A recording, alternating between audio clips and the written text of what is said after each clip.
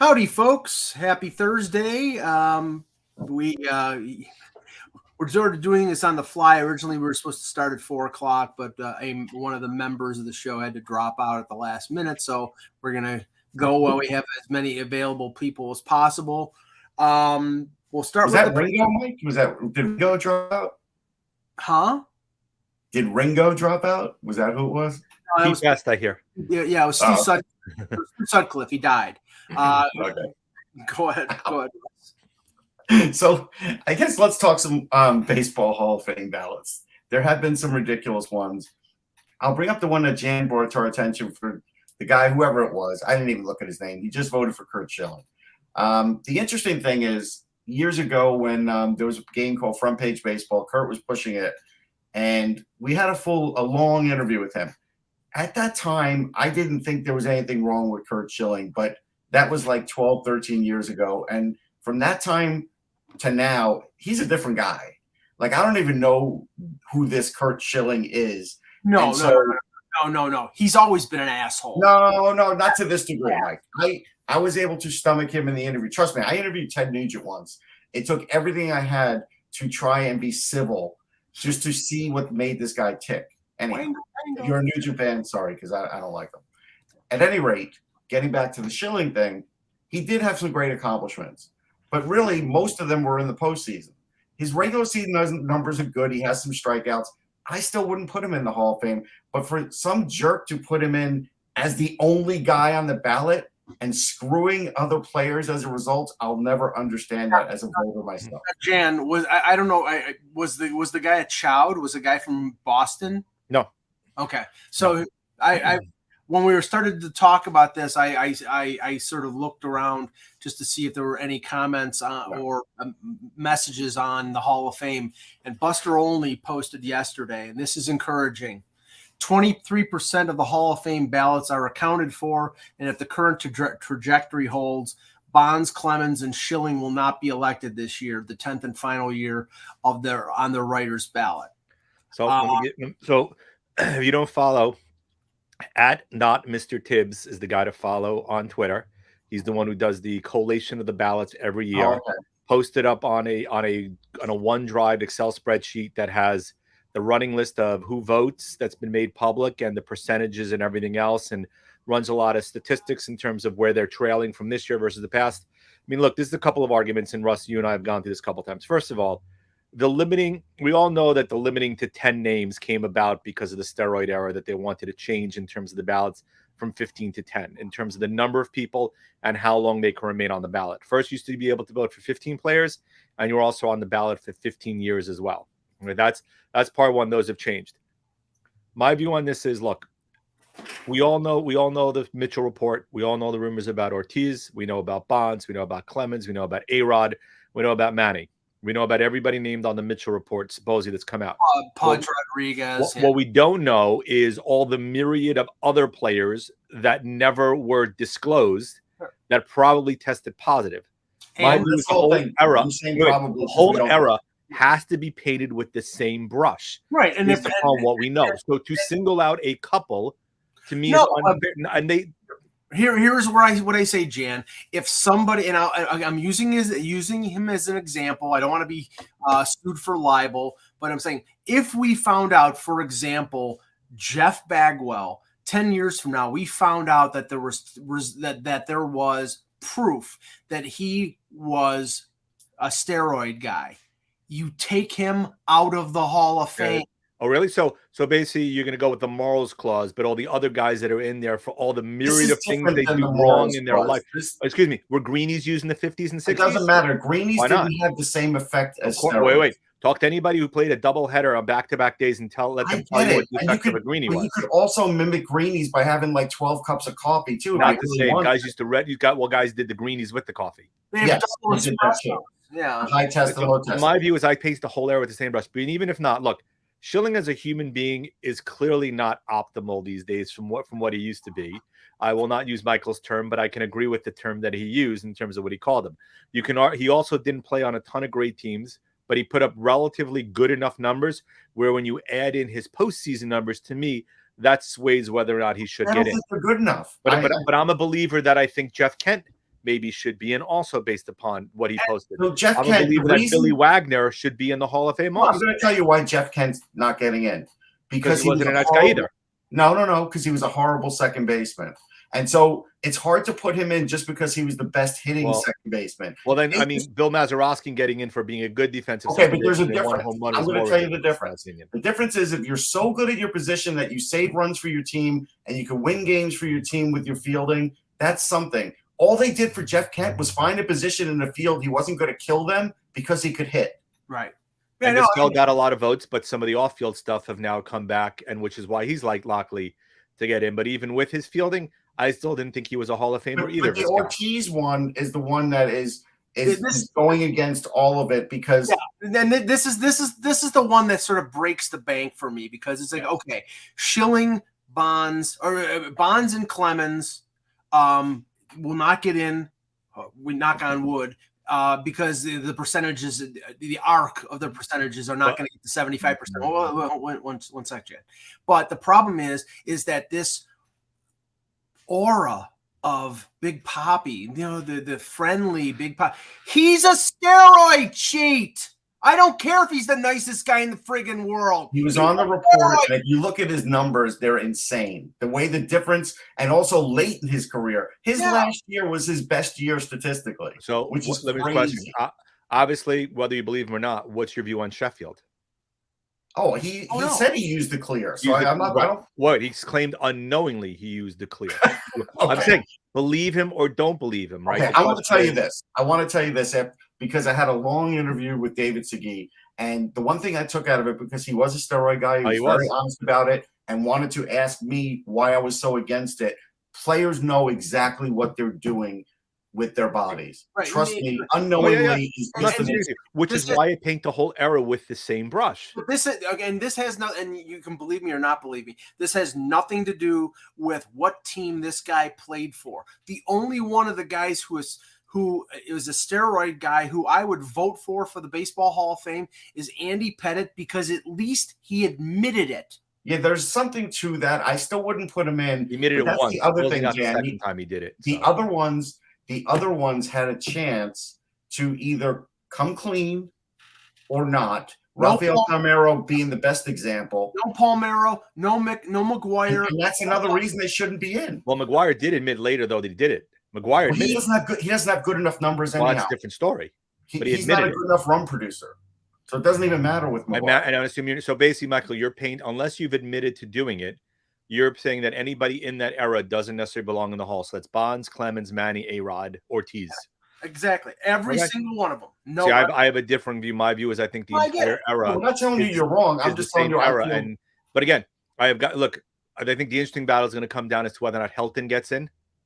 Because his splits he had hard splits, but his road numbers, in my opinion, were good enough. And as a first baseman, he was a Gold Glove first baseman also. Yeah, I would put him in. He hit a lot of gaps. So even if you want to say it's the rarefied air, he was going to hit a lot of doubles no matter where Todd Helton. I would put Helton in. The one that puzzles me is Roland. I don't get it. Oh, he was a great fielding third baseman. I know a clutch hitting third baseman also. He was a great fielder. He wasn't always a clutch hitter. No, he got better. He got a little better at that. And when he went to the Cardinals, he became one.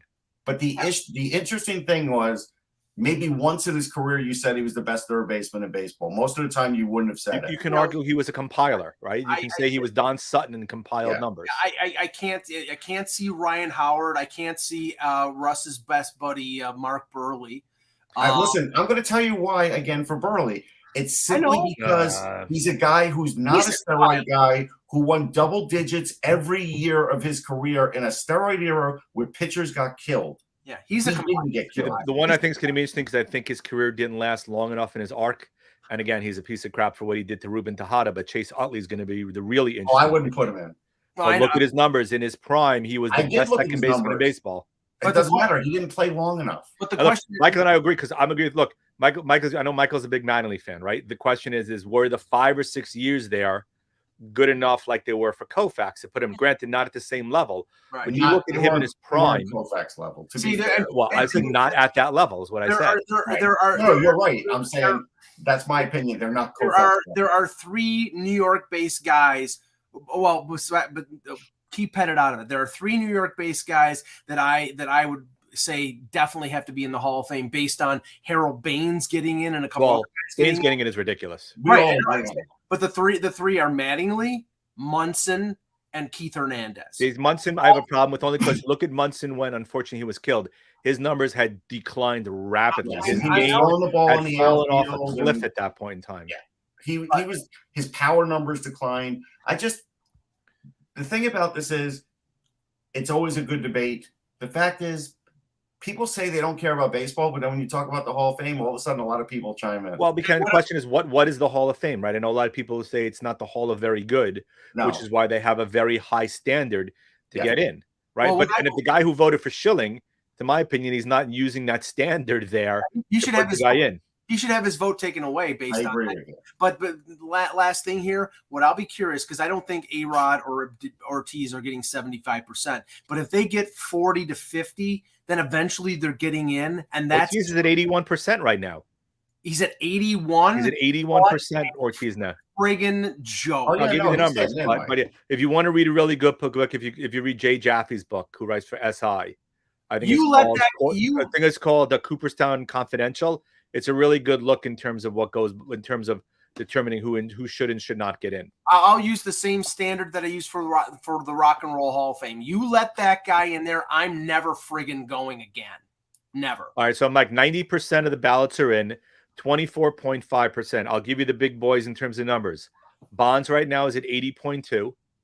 Clemens is at 79.2. So they're getting in. No. Numbers drop when you have the ballots that are not made public, and they drop. You have to cut about 8-9% off that total is what ends up happening. Screw up. So they're probably going to fall Helton year 4 is at 57. Who? Andrew Jones in year 5 is at 51. Who's the one that's at 57? I didn't hear. Helton. Year 4. Andrew Jones, who's getting a lot of votes now, is at Jones 51. Is close, man. He's close to being a Hall of Famer. Kent year 9, 26. Ortiz year 1, 82.3. What a joke. Pettit's at 12.5. That's a little sad. Manny's at 42. A-Rod's at 47. Roland's at 73% in year 5. No, he'll Schilling is at 66.7. Right there, Curt. Sheffield in year 8 is at 46.9. Sosa is at 22 in year 10. Oh my God! And Wagner is at 50% in year 7. I will say this is no joke. If all things were equal, Manny Ramirez was twice the player David Ortiz is. Manny Ramirez was the best right-handed hitter in baseball for years. So I mean, if the fact and that one of Ortiz the best is getting in and he's not, even the problem is Manny got tested positive multiple times. No, I get that. I know that. But Ortiz was the reason. Ortiz was a man without a position. They threw him at first base. He was a hack at first base. Manny was not a really good left fielder. He was okay. He was okay. Manny was horrible in left field. Let's call it what it was. Manny was brutal. Manny fell asleep half the time in left Only field. when he had his MP3 glasses on. But what I was going to say, Jan, is if you're one of those guys that doesn't worry about the steroid era and you're voting, Manny Ramirez should get way more votes. I think he should be in.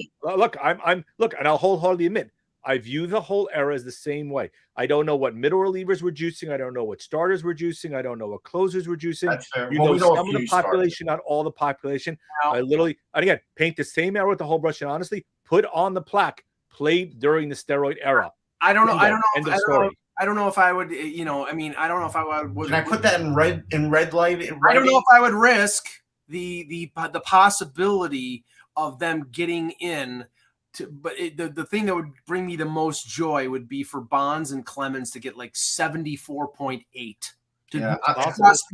Here's my last thing on this, just so people understand where I'm coming from. If someone's in the Hall of Fame and they are found after the fact to be a steroid guy, I take the plaque right down. That's me, no matter who it is. And what if we find out afterwards he breaks the morals clause, though, Russ? What happens to the guy who breaks the morals clause? Same thing. If you murder somebody, take the plaque down. OJ Simpson should have been taken out of the pro football. He's still there. He's still there. He's still on the Bills Wall of Fame at Bills Stadium. So it's ridiculous. It's a technicality for him. We know that. All right, let's start the show. I'm sure people are sick and tired of our baseball talk. We can argue Hall of Fame voting because they're never made public for hockey. That's true. which is ridiculous. Like ridiculous. That is the most ridiculous thing. Yes. They're starting to change the panel, at least. We'll say that. Finally. Hello, hockey world. Today is Thursday, December 30th, 2021. I'm Jan Levine. I'm Mike Cohen.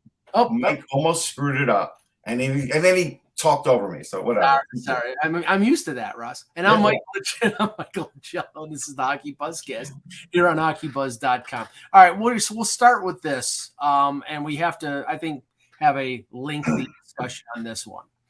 And that's the World Junior. Because, I enjoy watching the World Junior. I enjoy the drama of it.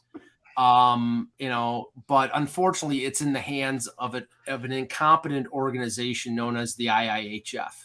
And really, now the only excuse that I can make for the IIHF is that the planning of this World Junior, even though they said it was in a bubble in Red Deer and in Edmonton, the planning was planned probably during the summer when COVID numbers were going down in July or August or September.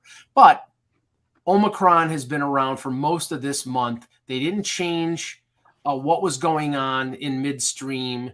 And based on the transmissibility of Omicron, you knew that once one guy on one team got it, it was going to spread like wildfire. And that's what happened yesterday, where, first it was the U.S. against the Swiss the night before. Then it was Russia against the Czechs. Then it was the U.S. possibly against the Swedes. Then it was Slovakia, the Finn. It was three games that were going to get postponed. And at that point, Luc Tardif and the IIHF board basically said, we can't do this. We're canceling. And they had a press conference yesterday. And we'll talk about that. But Russ, the thing is that they did not change anything going into the tournament. They had to know that they were playing with fire. And they got burned. Yeah, it's hard to change on the fly. I will say this. I had a Finnish reporter say to me that if they would have suggested in the summer, this is going to be a bubble situation again, people wouldn't have gone for it. I think he's right. Now, that doesn't mean they couldn't have done better changes this go around. My changes are coming on the hotel end. Since I spent a good portion of my life in hotels in management, what I heard and saw and after talking to people online from Red Deer, what I was able to gauge were three things. One thing Mike and I talked about is if you have your own floor, you're still sucking the same HVAC as everybody else. Except one time Bob Dylan stayed in my hotel. He wanted all the air conditioning turned off on his floor. If you want to turn off the air conditioning and the heat on your floor, you can. But you're not going to do that in Edmonton when it's minus 40 out. Yeah, so that's out. No. So that's out, right? So that's one thing. Every hotel, big or small, always has a back elevator for maid, for maintenance, for freight, because that's how you get stuff into the rooms. Nobody's carrying up, when they're setting up these hotels, everything in the main elevator, otherwise guests would always be in the way, right? Especially when they remodel. So even the smallest, even a 200-room hotel, and I've been in those too, and I've worked in those, had that. The fact that they didn't even think of doing that and radioing ahead when these guys come in and out of the hotel makes no sense, because you could do it. You could have them come in the back of the hotel. You could have them go up in that elevator, or even the stairwell. Just keep the stairwell clear. They didn't have to go through a packed lobby is my basic point. And so that to me is another problem. You can't do anything about the wedding. Look, that was probably booked way before they even went to that hotel. The wedding you have to just deal with. Everything else, there were things they could have done, but those are the main things. Jan? I mean, last year it worked only because they were in a bubble, right? And this year the viewpoint was probably when everything was booked is things were easing up because Omicron wasn't necessarily a major concern until about a month and a half ago. But once we found out that the transmittability associated with it and how virulent it can be, not in terms of people getting sick, but just in terms of how many people can get ill, they needed to probably come up with an alternate approach to be able to manage this situation, which is where they failed. It's not necessarily failing to plan initially because they based upon the knowledge they knew and the expectation, even with the Delta variant. It's more so once things changed on the fly, they weren't able to adjust properly. They weren't necessarily going to go into a full bubble where they weren't going to have any fans. because they'd already sold tickets, and to try to change that, they probably weren't going to do that. Problem is also, as we discussed, is when it comes to playing in general, when you have the situation with the variant, is do you stop play completely? Do you let players play with it? Do you shut down everything? Do you try to quarantine? And the problem is things multiplied so quickly that they weren't able to adjust, or B, they didn't have a plan to adjust, which is why everything kind of fell apart. Well, you couldn't have players play with it because they were part of the general public in the hotel. That's the main reason. I didn't realize when I was told that, hey, those guys are there on the 15th and they're sort of sequestered in their rooms and they have their own Xbox room. All that sounded great to me until Kevin McGran said, hey, there's a big bar in this place and everybody was packing this bar every night. And these players probably had to walk past that. Once I heard that, I was like, uh-oh. It was a semi bubble. It wasn't a real bubble. No, that was the problem. And then that's the thing. If they would have been prepared, and I realize the financial investment that would go with this. If they were prepared to have a situation like the NHL did during the first the 2020 playoffs, where they had a sequestered hotel completely cut off with employees staying in the hotel, and it basically cut off from the rest of the world, then they could have gotten away with it. But they did not realize that Omicron was going to be a factor. They didn't end up changing it at the last minute. They rolled the dice and they got snake eyes. And this, I just read something on the Slovakian goaltender. I had a long statement on Instagram, and he's pissed off. He says this is a joke, and I feel for these young players. Now, Russ, the press conference after, there's so many things. Okay, how about Tom Rennie in the fake cutout background that looked so bad? It was distorting his head. I felt bad for him. Oh wait, it looked like us on the Buzzcast about 6 years ago. I also want to say one thing. Tom Rennie's the nicest guy in the world, right? Yeah. But when you have a former coach as a CEO, you can't use coach speak. You can't. Tom Rennie at one point said, well, this opponent isn't on the ice that we're fighting. And it's like, we know, Tom, stop talking like a coach and talk more like a CEO. That's what I would want if that is a corporation, which, it pretty much is. It's like, you're not coaching, but that's all he knows. And that is another issue when you have hierarchy and you start hiring just guys that were popular coaches and you say, yeah, you're the CEO. Okay, that's great until stuff like this comes down. And then maybe you wish you had somebody, more experienced or whatever. Who knows? Now, Tardif, in his statement, indicated that it's possible, and Gord Miller said the same thing on Toronto radio about an hour before, that there may be the possibility of them continuing the World Junior probably in the summer. Now, the thing is... No, actually, I spoke with Shane Malloy, and we crunched the dates. And we came up with, and it was mostly him, but we came up with June. Late June. When's the draft scheduled for us this year? July 7th. Well, I was going to ask, when's the draft scheduled for? July 7th. July 6th. So my only question with that is, and I wrote in my blog, right, and you can answer this, Russ. Do you think players would be adverse to playing on the concern that they might get hurt before being drafted? I think they would play if it was like, let's say, June 20th through whatever, to finish this tournament. I think they would do it. Well, okay, this is the thing. You got to remember that that would be right up against the Stanley Cup final. I don't think they're going to do that. Now you one can doesn't really have anything. I think June 20th is probably after the finals this year, isn't it? It could be. No. I mean, if the draft is July 7th, I would, because usually the draft is about a week to 10 days after the Stanley Cup. That one shouldn't have anything to do with the other. No, I'm just saying usually. Yeah. But also it's like Tardif was sure to point out that they would not have it until after the World Championships because they make money on that, of course. So right. And those are in May. Those are in mid to late May. So and the other thing, Mike, after some discussion with some other people, I understand now why Tardif got mad when he was asked the question about the women's under 18s and the other tournaments that got canceled. They really are considering trying to keep those going too. And I think he only started talking about the World Juniors because that really was the first focus of that press conference. Right. And I do believe he was going to get around to it. So I think that, he may have been justified in just like, getting a little mad.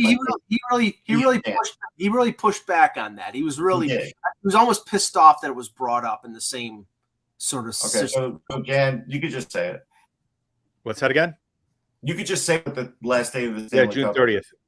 Yeah, but June it 30th is the last possible day. World Junior should have nothing to do with the Stanley Cup. Doesn't matter. Well, I'm just saying, I don't know whether TSN doesn't cover the Stanley Cup, so who cares? No, but in terms of taking away the attention from the players themselves, that's what I think is the point. You know what? Who's really going to travel there to watch and things of that sort if the final and what the situation that I brought up is you've got a lot of players that are 19 just by say 3 or 4 days. Like some of them have December birthdays that they turn 20 right after, or I'm sorry, January, whatever. They turn 20 right after. So are you going to give them special dispensation to say, okay, I would hope so, but they, knowing the IIHF, they're probably, well, no, they're 20 now, so they can't play. Go screw yourself. They would love to keep the rosters the same if that's possible, but we also know maybe some guys won't be able to get their visas again in time to be able to do it. So maybe, some of the teams would lose some players. And someone else suggested maybe the Russian team would change a little. Yeah, it probably would. And the under 18s are in Edmonton, I believe. So no, actually it's Holinka. The under 18s are overseas. Okay. But it's Germany. Yeah, but I mean, when is the Holinka? Is it in June? August. It's in August. Okay.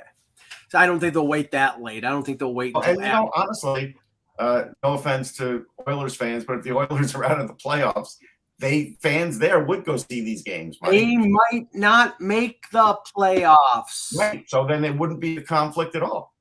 Yeah, have it in April then. Have it in May. But we're talking about June. Michael pissing off an entire fan base. Good job, Mike.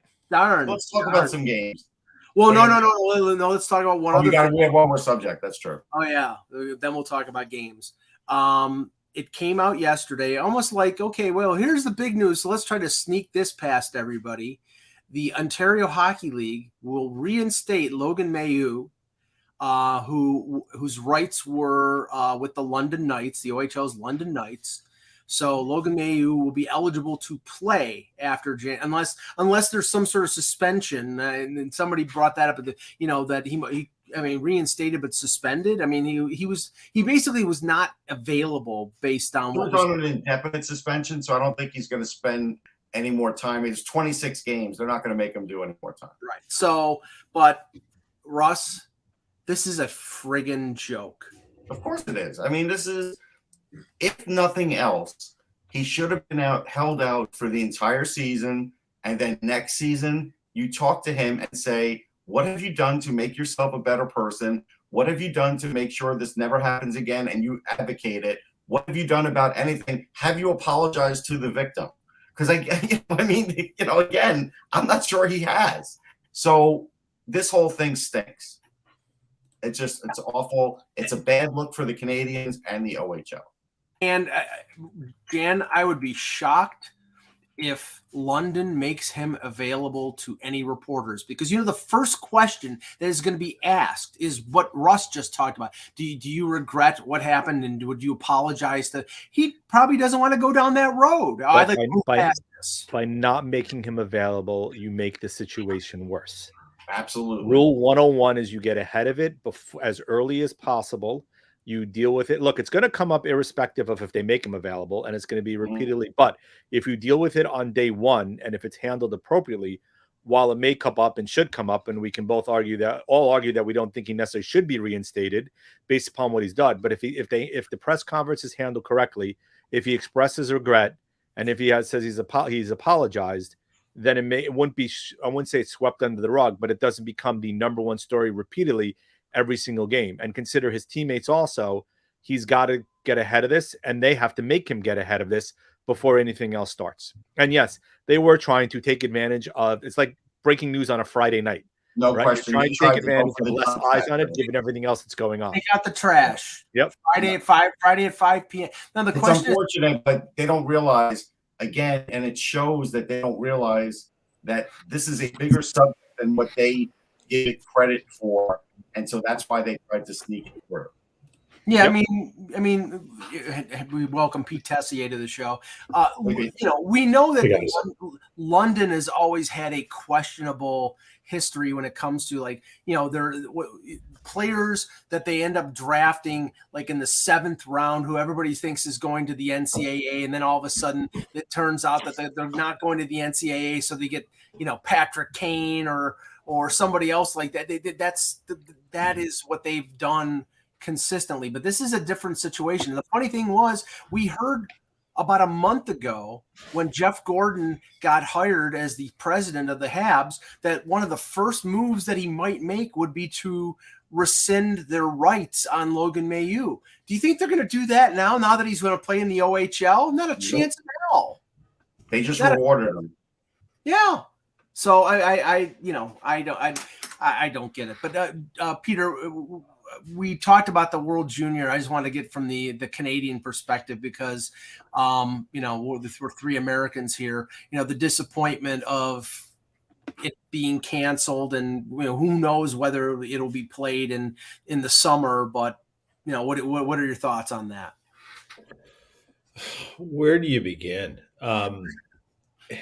This thing was a total clown show. Protocols weren't in place. There was no understanding of how to address high performance athletes. Yes, they are kids, but they're also high performance athletes in a safe setting, in an environment that was not exclusive to them. The reason it worked last year and with the NHL in Edmonton and such was because there was a true bubble. Right. They were a protected entity. Whether you agree with that or not is a totally different story. But for these guys, they need the exact same thing. Like if your understanding was that we need to protect the player so we can have the tournament, then your understanding is also that we need to protect the players so that, one, they can go back and play hockey, because those who might get COVID, and we talked about this before Christmas too, there are lingering effects that can happen to them. So now you're endangering their careers as well. It was just, yeah. And frankly, because they pulled it off last year in Alberta, I don't know if anyone in the IIHF has watched what Alberta's done. Yeah, we've been hearing about it. It's been an utter train wreck of accountability, planning, and awareness of public health needs and how to navigate an economy back to life at the expense of lives. It's been bad. That wouldn't have been the place I would have picked. And frankly, right now, there isn't any place safe to pick. Right. No. You could play it on the moon and they'd still get Yeah. But this is, and I disagreed with somebody who brought this point up. Okay, say for example they move it to the summer. The IIHF wants to make their money, and they want to carry this forth. If I'm Shane Wright, if I'm Cooley, if I'm Brad Lambert, if I'm the guys who are in the top echelon of the 2022 draft, and I'm one of their agents or I'm one of their families, I can't say I want you to go for not only because of the risk of COVID, but at the risk of injury. I mean, at that time they would probably be heading to Buffalo for the draft combine. Do you think they want to risk an injury before the combine where they can get evaluated and a month? You can get hurt at the combine too. You can get hurt at the combine too, yes. But Russ, I don't remember any time that somebody has blown an ACL at the combine. No, they have. But are we hitting the point then, Mike, like we're seeing in certain bowl games now in college football, where players should not be going to this because they're top draft? Yeah, I think you'll have a few back out. I do. Oh, some of the quarterbacks in the NFL draft bowed out of the combine because they didn't want to run the 40. A lot of them. A lot of players. I write about football prospects, and a lot of players bowed out of the combines, but that's because they're also having their own pro days too with their schools. Right. So that's a whole other thing. Right. But yeah, so we don't know what's going to happen, but we understand that a lot of kids are disappointed. A lot of them, if they cancel it and they don't resume it in the summer, then players like Wright, this was their last. I believe this was their last chance to be able to play. So Mason McTavish, other players like that, this was their last chance to play. So, all right, let's talk about some of the games in the NHL last night. There were 6 games, I believe. None of them got canceled. So Russ, you were wrong. Yeah, I think you said it. Yeah, the none of them got additionally canceled. Let's use that. Oh no, that's true. That's kind of the key, right? There were ones already that were. Now, okay, we all watched this game, some more than others. I watched the most important part of it, which was the third period, and that's the Panthers and the Rangers. And I have to say, now Shesterkin, was this his first game back after the injury? Yep. He was very rusty because that goal that he gave up to Carter Verhaeghe, it went through him like a hot knife through butter, Jan. And I expect more out of Shesterkin. I mean, this is but the Rangers were up 2-1 going into the third period, and boy, they did not have a good third period. No, they did not. I mean, it's the second time in a row they've given up 3 goals in the third. Shesterkin got beat between the blocker and his pads on the shot by Verhaeghe. Might have been ticked slightly by Adam Fox. Yes, but definitely a shot he should have saved. Yep. They clearly were missing Ryan Lindgren yesterday because the Hayek-Fox pairing was nothing to write home about, and I'm being kind there. I didn't think Hayek played that badly, but you can see the difference between when Lindgren's out there and Hayek is out there. But all that said, Rangers had 2 shots. Panarin set up Ryan Strome once on the breakaway, and he got stoned by Bobrovsky on the breakaway when the score was 2-1 to make it 3-1.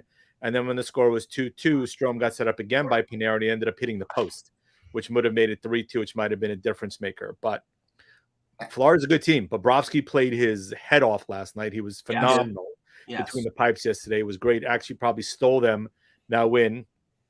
Big surprise, another ex-Ranger came back to haunt his former team.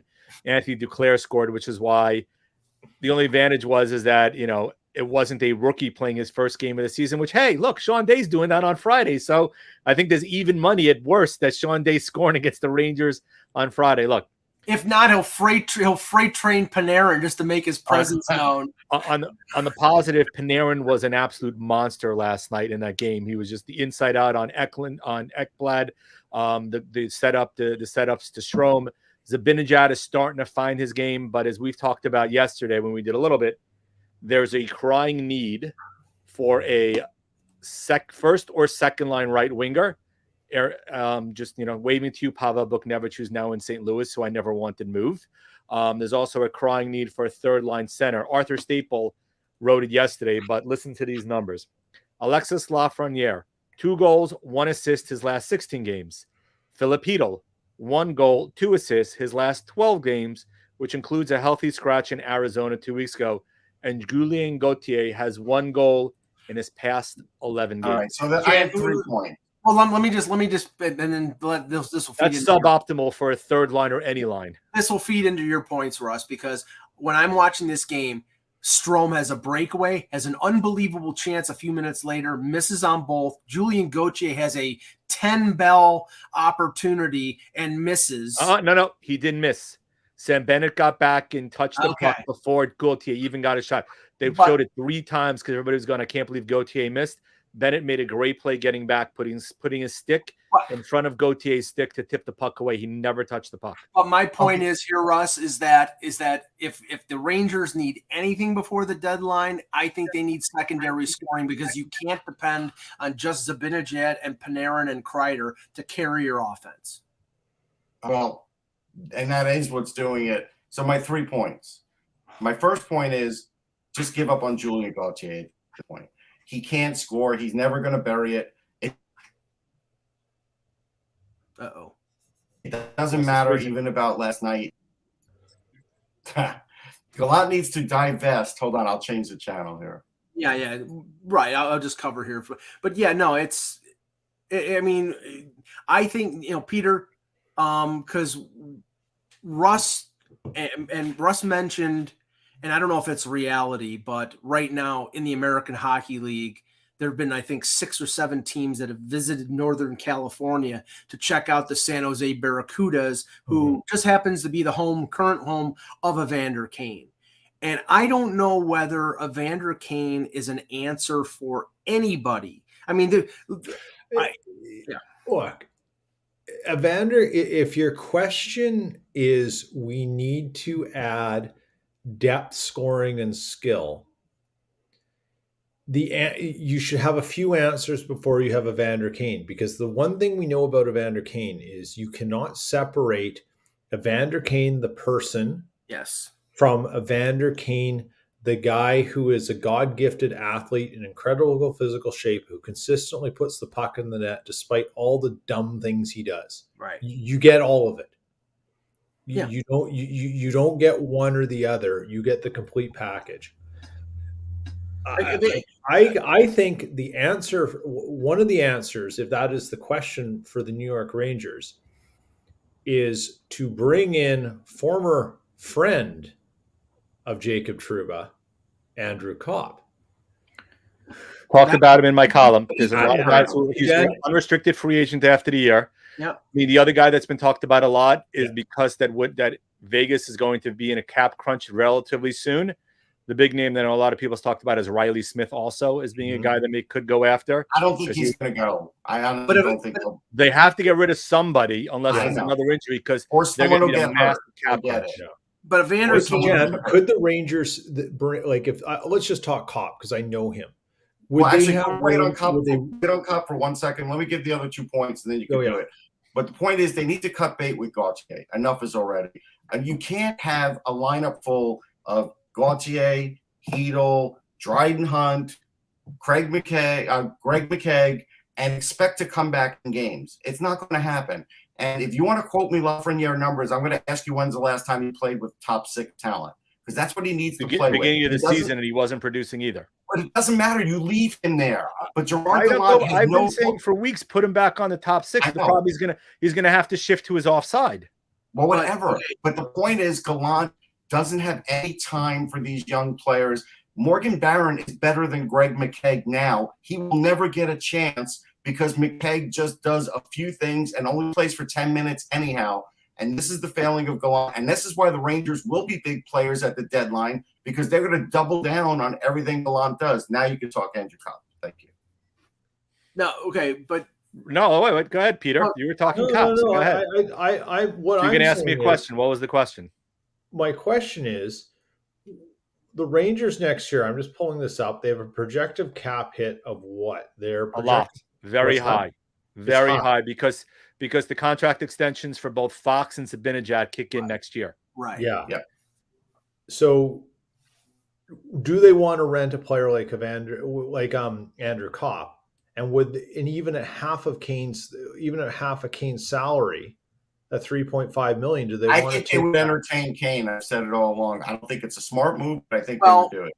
Kevin Allen. They get him for 4 more years. Honestly, $3.5 million on Kane. I'm sorry. First of all, I don't want him here to begin with. Right. What he did was so distasteful. I do not want him in New York. And be at $3.5 million, you can basically kiss Ryan Strome goodbye because you'd have no room to fit him. Listen, did you root for Latrell Sprewell? I gave up being a Nick fan when they got him. But Kevin said yesterday, and he mentioned Kane in connection with Tampa, which, I mean, God, maybe they believe their locker room is strong enough to deal with Kane, who's like eating a bowl of asbestos for breakfast. The problem is they would have, the Rangers or Tampa Bay or Toronto, or there was like 4 or 5 other teams that we're looking at. All of them are going to, for the numbers to work, are going to have to find a third team to take 25% or take half of the half, so 25% of the salary. But the tough part of that is the 4 years. A team like Philadelphia, a team like Detroit, or a team like Arizona might do that because they have no money under the cap in the next few years, and they need that, but you're still going to have to pay something for them to do that. I'll give you the names that at least I haven't written an article, but the names that I want: Tomas Hertl, Joe Pavelski, Andrew Kopp, Riley Smith. If for some reason Pittsburgh fell out of it, which I don't think they will, Jeff Carter would have been named that they wanted because they need a guy who can win draws also. And obviously, as we talked about yesterday, is Claude Giroux. In terms of guys up front, those are the guys I love. And Hurdle's an unrestricted free agent at the end of the year also. So is Kopp. So you're only getting him as a rental for a short period of time. If you want to see about signing him longer term, that's fine. But those guys fit the needs and fit the cap constraints that the Rangers might have moving forward, not this year. But Pavelski makes too much money. That's the issue with him. No. I think Jan's raised a really good point. And I think of all those players, if you believe you want to keep one longer term, you don't want to keep Pavelski. I wouldn't want to keep. He's an unrestricted free agent after the year, Russ. He's a pure rental. If you're not pure rental, UFA after the year, pure rental. Let Peter go. No, but if you're not just making a deadline deal and you say, hey, we're going to have to give up a first to get this guy, then Kopp is probably one of the few who you could probably get long-term because of who he knows on the team, the region, and everything like that. You could probably retain him. Yeah. It's just, can you make it work under the cap? And I think once I saw the extension numbers, it's going to be tight. But I think honestly, the viewpoint they're taking is we're looking short-term first. If there is an ancillary benefit to get a guy where you could potentially extend him and he wants to stay and it fits in, wonderful and good. But you have $10 million in cap space right now. You can utilize that to the max and bring on guys with salary eaten. And you can probably get 2 or 3 guys to be able to bolster your lineup for down the stretch. But you're going to lose assets while you're getting those guys. Well, Russ, as we know, their defensive prospect pipeline is pretty strong. Those are the guys that are going to look to deal either a Zach Jones, a Matthew Robertson. They're not going to deal Schneider, but you can see other guys who are in that pipeline that they could potentially deal. Lundqvist, maybe. I would not deal him in that. I think Jones is going to be the first name that goes. Yeah, Jones, I could say. I would see the second name, as weird as this sounds, and I don't know if I would do it. But the return would have to be massive. Is I could see Condre Miller. Maybe if you think that Braden Schneider is a better fit. Remember, Miller didn't play defense his whole career. So you have to be balancing that upside potential versus where he is now. Well, okay. No, I don't have to. All I have to do is move him down and have Schneider play higher in the lineup. Why am I giving up Miller? No, I'm not saying you give up. I'm saying depending on what the return you got back. I'm giving him up. I'm going on a really long chance of winning a Stanley Cup, and I'm trading a guy I'll have for 10 years. I'm not trading Miller. Now, I'll ask you guys, does Vitaly Crossoff have any value in the trade market? Yeah, he has value. Absolutely. Sure. And San Jose would see value in him, but you're still going to have to give up Kravtsov and a second for Hurdle, and that's that might be palatable. Maybe a first, Russ, because that's tough. I don't know if I would do that. Yeah, center's out. I mean, you could say though that Kravtsov is the first, so maybe that you get away with that. That's the selling point. He's already producing and scoring in Russia. I'll give you him and a second, and I think that's fair. But teams don't try for more. But Peter, teams like the Rangers. Now, I know that they have this big amount of money under the cap now that they can fit in rentals, but they don't want anybody with term because of what Jan was just saying. So teams like the Rangers, teams like Toronto, because Toronto has got a ton of money locked up, and they're going to have to make some tough decisions next year because Riley's contract is kicking in, and they have to sign Jack Campbell. Teams like Washington are probably going to be out there at the deadline. There are about 5 or 6 of the contending teams that have no interest in taking on players with term.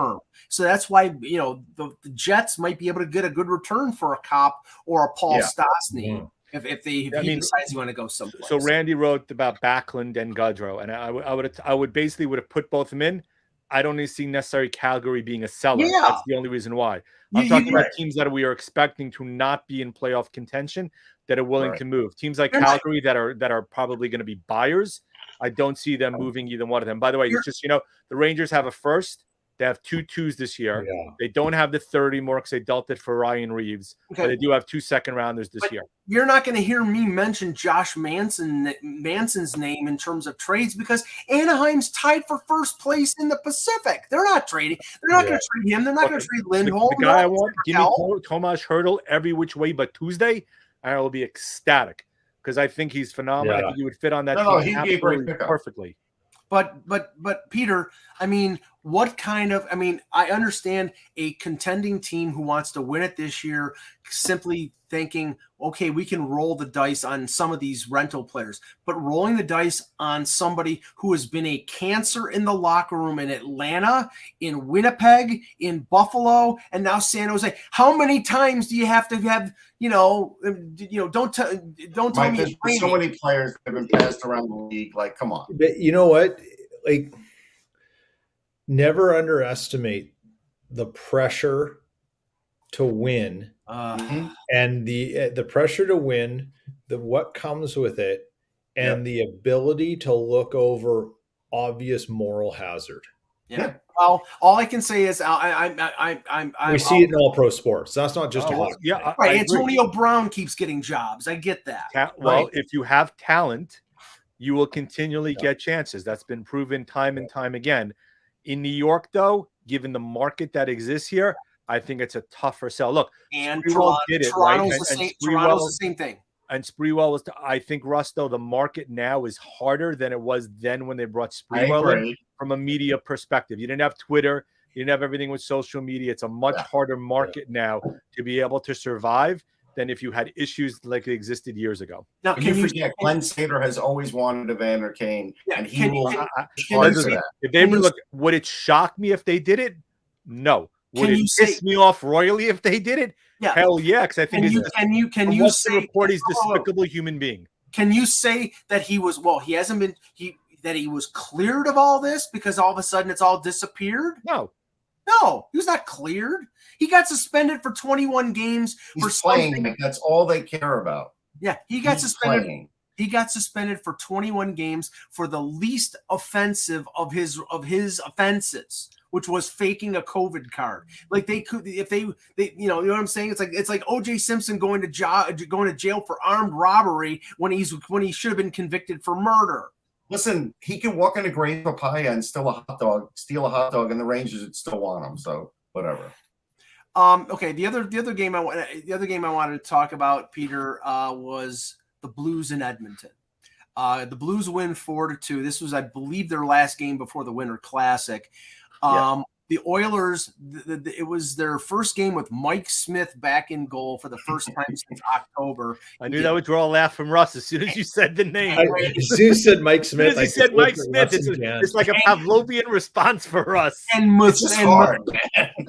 Methuselah Smith did not look good, the Oilers did not look good. And I get it. It's after a long break. There's rust and there's this and how many players had COVID. I get it. But the same thing happened. The same thing went on with the Blues. And then what I'm saying is I keep, this team up until about, I'd say a month ago, everybody was like, oh, they're operating on all 8 cylinders. They're getting great goaltending out of Mikko Koskinen. Like that was going to last. McDavid and Draisaitl are scoring like drunken sailors. Well, they've become human.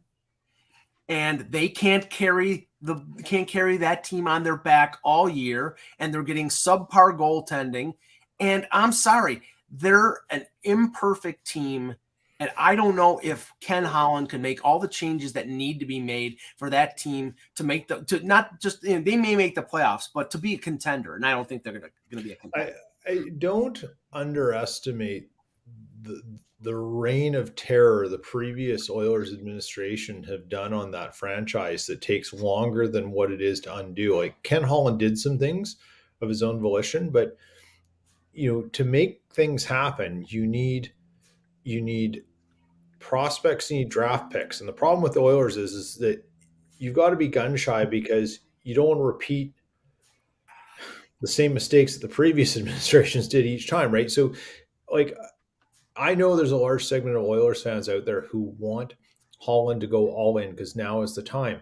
But you go all in when you've got an obvious hole that you're prepared to maybe overpay to fix. Right. Oilers have too many holes. You can't fix it at the trade deadline. You can maybe fix it if you catch a fellow GM sleeping at the wheel over the next month and a half. But going all in to do it at this trade deadline because you feel you're never going to get the same kind of prime out of McDavid and Draisaitl as you're seeing right now, is basically saying you're going all in for the next 2 to 3 years because it's going to take down. You're going to pay it forward, right? Holland will be there in 3 years. He'll be there for 2 more years if they don't win. But it's more than what you have to spend to fix your problem. I know, but I don't think they're looking 3 years. But if you're a GM, why do you care? You know, you're not, unless your name's Kevin Cheveldayoff or David Poyle, and you have a contract for life. And this is the thing, Peter. Is Ken Holland? You know, Russ is right. When the chickens come home to roost, Ken Holland will be sitting on a beach in Florida. Yeah. The question is, will he trade Broberg? Will he trade Dylan Holloway? Will he trade one of those guys in one of the future linchpins to make a run this year based on the mindset that I better do something in the next couple of years, or Connor McDavid and Leon Draisaitl are going to say, get me the F out of this place. I mean, he would trade Broberg for Chychrun, and he probably would throw in a pick. He probably would do that, yeah. Right. But I don't know. Which would not be a bad move considering the type of defense. It might be bad for Arizona. You add him to that team, it helps that blue line tremendously. Yeah, and if I'm Arizona, I'm okay. I want a young defenseman, and his name is Evan Bouchard. I don't want Broberg because we don't know. And if you're asking for Bouchard for Chychrun, given the sal, I think he's getting hung up on. Yeah, I mean, right. I mean, look, given what Chychrun's making, given the contract, and given what Bouchard Bouchard, I'm not trading Bouchard to get Chychrun as much. That's as much as I like Chychrun. But Chychrun, his salary at $4.6. Yeah, but what's Bouchard making? Oh, he's on his ELC. Exactly. So what? And again, the upside is likely there. Why would you deal him? Well, we don't know. Do we know whether Evan Bouchard is going to be as good as Jacob Chychrun? I don't know. But in a different way, I think he will be close to him. Yeah, I think he's a more offensive defenseman. Chychrun's a tough guy. Yes. Defensively very sound. The type of defenseman that I think they need. I mean, how many minutes, Peter, can they play Darnell Nurse before he drops? Well, right. But you know what the problem is? The people we're talking about right now, I had to look it up because I couldn't remember how he left Edmonton, is you're talking about them needing the player they traded, which is Ethan Bear. Yeah. Right. Yeah. Like, I mean, so you're undoing that's the problem for Holland now, is that he made a mistake, and to correct the mistake, he needs to get back the player he traded. Because he essentially has brought in Duncan Keith for leadership and gave up Ethan Bear for effective Warren Fogle. For Fogle.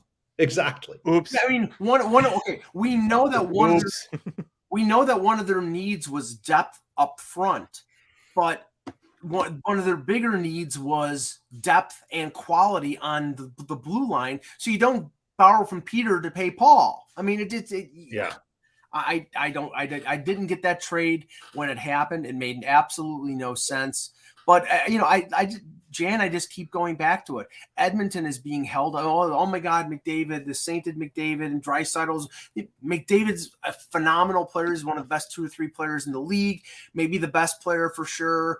Draisaitl's probably the best scorer, or one of the best 2 or 3 scorers. They can't get it done if it's just that. Well, I mean, you do have Hyman. You do have Peter Jarvie. You do have Nugent Hopkins, right? You do have other guys around him. The top 6 is fine, right? The bottom 6, you can cobble together a bottom 6 at the deadline really cheap if you're not happy with who you have. The problem is your blue line, right? You have Bouchard. You have Nurse. Barry is basically morphed into a power play specialist who had a good year last year, who struggled a bit this year. Yeah. Once you get beyond that, this is where not having Clefbaum healthy is a major, major loss. I mean, do you trust Duncan Keith? You can probably put him on your second, maybe third pair because of his age, but you need to get another top 4 defenseman to be able to slide in, which is what Bear would have been. Yeah. Now, if you can turn Broberg and something else into a guy like Chychrun, all of a sudden you become a lot more dangerous team. But I don't know if Arizona is making that move.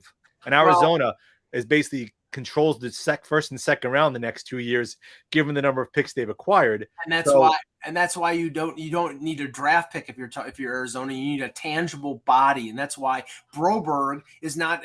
I mean, he's all. And neither's Tyler Benson either. Really, I mean, right. That's the problem. That's why if you're trading Chychrun, who's locked up for I think 3 more years at $4.6 million, you have to get, if you're Arizona, Bouchard. Because Bouchard has proven himself at the NHL level. And if I'm Edmonton, honestly, I'm saying as desperate as we are, making that trade, in my opinion, would be a very, very bad idea. Well, I mean, I agree in a sense, but the thing is, their window is closing. And Peter, I keep bringing it up, but how much the clock is ticking when it comes to McDavid. You know, he's not going to say anything, out loud. He's not going to say anything to Jim Matheson or Staples or Mark Spector and Edmonton. No, he's probably going to say something to someone back east. He's going to say something to Pat Brisson or whoever his agent is and say, and it's going to come out of the east and it's going to stir. The point, here's the problem. How many teams have the assets to make it work? The NHL salary structure and everything, and the salary cap just doesn't allow you to take on. You can't rework a contract like the NFL. You can't pay a luxury tax like MLB or the NBA, right? You can't juggle these things around. You've got to find cap space, clear it out, and you've got to give them something of value back that makes it worth doing it. Mike, McDavid's there till he's a UFA. He may want out. I can think of two teams off the top of my head that have the cap room and that have the young assets, and that is two Southern California teams, the Kings and the Ducks. It would involve like Zegras or Drysdale. With the Ducks, it would involve Byfield. Then it has to happen really quick before those guys get into deals where they can't move anywhere. Correct. Right? So, like, if McDavid's told his agent 2 years and then get me out of here, his agent's got to go around and look and say, hey, these are the likely two. And one, I have to get involved to convince them that it's a good idea. And two, they have to be able to have the assets to send back that the team wants. Yeah. Like if you're Ken Holland and you go and say to ownership, to what's his face, Mr. Rexall, I'm drawing a blank on his name. Daryl Cates. Yeah, Cates. Like Daryl Cates should have a thing in Holland's contract that if you want to make any kind of player personnel decision that revolves around Draisaitl or McDavid, it goes through me. That's what a smart owner would do. Yeah. And if you're Ken Holland, there's no way you're going to get permission to do this if the owner thinks you're potentially gone, right? Like if that's your last move, do you let the guy who you're eventually going to fire for screwing it all up so bad make that trade? I wouldn't. Yeah. I mean, right? Like that's the problem with this is I should go and make a prop bet on this and saying McDavid plays out his contract and put $100 down. Sure, you can find somewhere to bet it. Well, exactly right. Sure, you can find it. Yeah. I think the bigger question is where do Taves and Kane end up? Because that's a more likely scenario where one or both get moved next year. I think Taves gets bought out Mm-hmm. Of the final year of his contract because really he slipped. And honestly, Peter, I've always said that I think he's going to end up in Winnipeg, but maybe not. Kane could end up in New York. He could end up in Philadelphia. I think he's going to end up in with a Northeast team, and it's not going to be Buffalo because I don't think he wants to come back to Buffalo.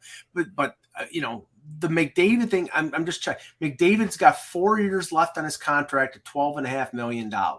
And Draisaitl's got 3 years left at 8.5. Yeah, and Draisaitl will make 13-14 million on his new deal the way he scores goals.